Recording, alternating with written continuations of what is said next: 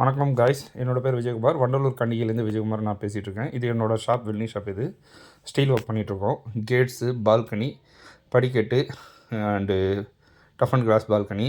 இது பாருங்கள், இப்போ ஒரு கேட் செஞ்சு வச்சுருக்கோங்க. இப்போ ஒரு கேட் செட்டிங் பண்ணிட்டுருக்கோம். இது உட்டன் ஸ்டெப்ஸ் வர்றது. இது வுட்டு வித் ஸ்டீல். இது வீட்டுக்குள்ளே இருக்க ஸ்டெப்ஸுக்கு வேணால் போடலாம். இது அவுட்டரில் இருக்க ஸ்டெப்ஸு இது போட முடியாது.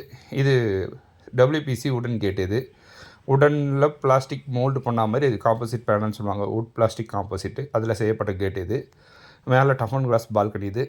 இது வந்து HPL ஷீட்டு கேட். இது 4 மடிப்பு கேட்டு. சென்ட்ரால் லேசர் கட்டிங் பண்ணி HPL ஷீட் ஐ ப்ரெஸ்ஸிங் லேமினேட் ஷீட்டில் லேமினேட் பண்ண 12mm ஷீட்டோ 10mm ஷீட்டோ வருது. அதை போட்டு பண்ணியிருக்கோம். மேலே வந்து பால்கனி இது வராது. இது உங்களுக்கு இது வந்து 20 அடி கேட். இது வந்து 12 அடி கேட்டு, ஒரு 4 அடி கேட்டு WPC போட்டு பண்ணியிருக்கோம். இதில் 4 மடிப்புமே உயரம் வந்து 8 அடி உயரம் வருது. இது கடையிலேயே நாங்கள் செட்டிங் போட்டோம் ஒரு கேட்டு. அதையும் நான் வீடியோ எடுத்து வச்சுருக்கேன். ஒன்றும் செட்டிங் மட்டும் தான் இருக்குது. மொத்தம் ஒன்றும் வெல்ட் அடிக்கல. க்ளீனாக உங்களுக்கு தெரியாது. அதுக்கு முன்னாடி நீங்கள் பார்த்தீங்களா ஒரு கேட் நின்ன மாரி, அதுதான் இது ஃபினிஷிங்காக தான் அது பண்ணது. இந்த செட்டிங் பால்லாம் அப்படியே ரெடிமேடாக இருக்குது. அது மேலே வர லீஃப்லாம் வந்து சின்ன சின்ன பீஸாக தான் வரும்.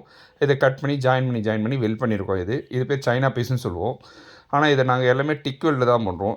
இங்கே தமிழர்கள் நாங்கள் பண்ணுறதெல்லாம் டிக்கு. இப்போ வரவங்களாம் எல்லாருமே 90% எனக்கு தெரிஞ்சு டிக்குன்னா பண்ணுறதில்ல. இது பாருங்கள், இது ஆர் ஷேப் கேட்டு. இந்தமாரி வெல்டு பண்ணி ஃபினிஷிங் பக்கா பண்ணுறது யாரும் கிடையாது. இந்த கலராக வர ஷீட்டு வந்து மெரூன் கலராக வருது ஏசிபி ஷீட். இது வித் கீழே வந்து ஸ்டீல் ஷீட்டோடு உங்களுக்கு இருக்குது. இது 12 அடி கேட். இது ஃபுல்லாகவே டிக்